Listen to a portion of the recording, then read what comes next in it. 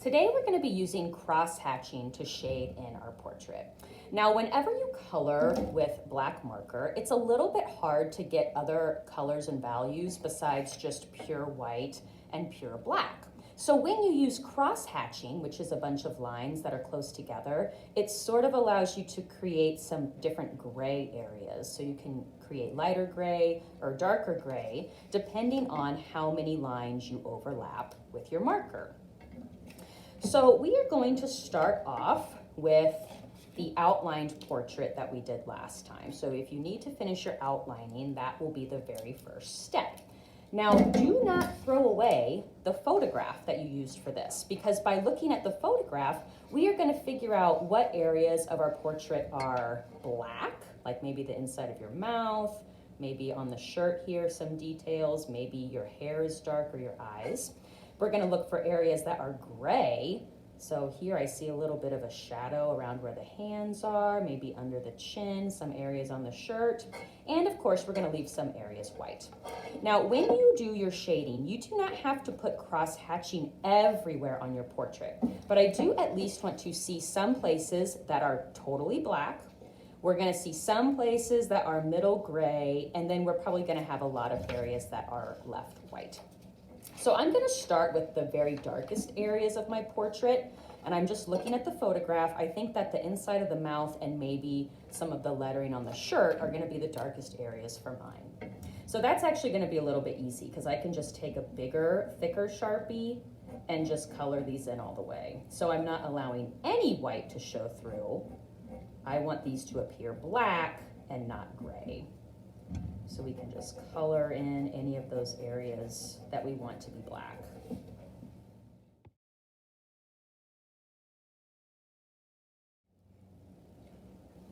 Now, some students also have really dark eyes and dark hair, and so cross-hatching is going to be a chance for us to get our portraits to look more like us if we shade in those areas that are really dark.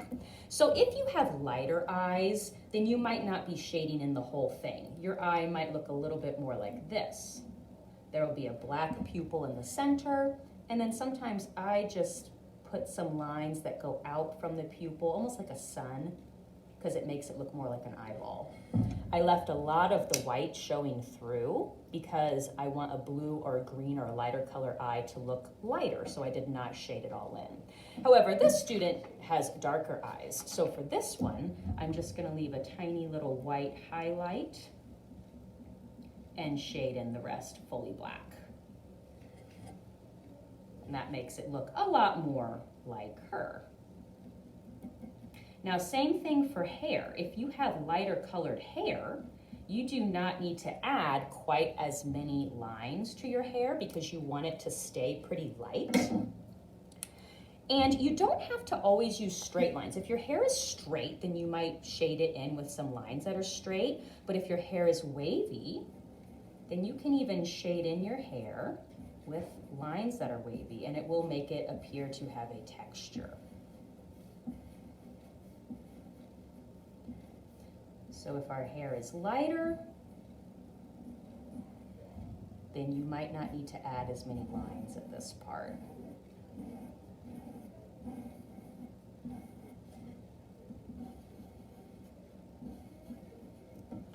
So here's an example of leaving a little bit of the light paper showing through, but this one is probably going to get colored in a lot more dark. That was a lot of lines, but I think that I filled in enough of the white area that it looks about like the student's photo. And remember, the curvy lines make your hair look more curly. If you have straight hair, then you can just shade in with more straight lines until you think that you filled in about enough white space. The student had more blonde hair, so there's still a lot of white showing through. And notice I also used the thinner point Sharpie for the student with lighter hair and lighter eyes. So after we have the important facial features and hair done, I'm going to start looking for some shadows in the portrait. This is a way to make your picture look a little bit more three-dimensional. Like, for example, where the hands rest on the face, I see a little bit of a shadow. Under the chin, I see a pretty big shadow. And then even kind of under the arms, I see a little bit of shadow. So we're going to zoom in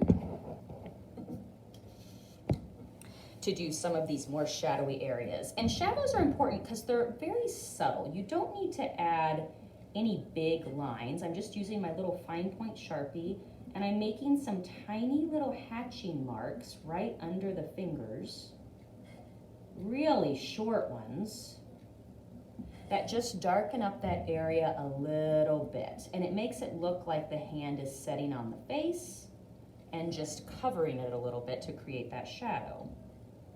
And I can do that on both sides. Under the chin was sort of a bigger shadow, so this might be a spot where I overlap my cross-hatching lines quite a bit more. So maybe start out with those and then turn to cross the other direction and darken that up. And that's a really cool shadow because it makes it look like the chin is popping out and that the neck is underneath. So when things look like they pop out, that gives it more of a 3D look. We'll just kind of have that shadow fade away into the sweatshirt, just like it actually does in the photo. It kind of just fades. So some places that you might see other little tiny shadows are around the eyes, sometimes around the nose. But I never want to do too much shadow on the face because I don't want to cover up a lot of the good details that I've made. So you really don't need that much. Her sweatshirt is not perfectly white.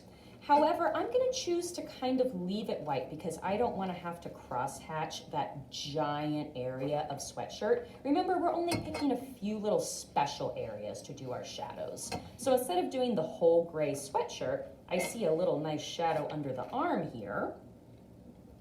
And that's another good spot to do because it's going to make it look like the arm is sticking out from the body just like it does in real life. Whenever you add these little tiny cross-hatching shadows, it will make objects look like they're popping out. And sometimes I do it underneath the wrinkles of the clothes a little bit. But these little shadow lines are just kind of small. So I'm just going to keep on going, picking out a few little areas on my portrait to add shadow to. And those little tiny shadows are going to make a big difference on this project. Now I'm going to check to make sure that I have some areas that are colored in black, some areas that are gray with the cross-hatching, and of course some areas that are left white. I did not do a whole lot of cross-hatching on the face, but I did go and add a few more little extra cross-hatching lines where the clothes had some wrinkles.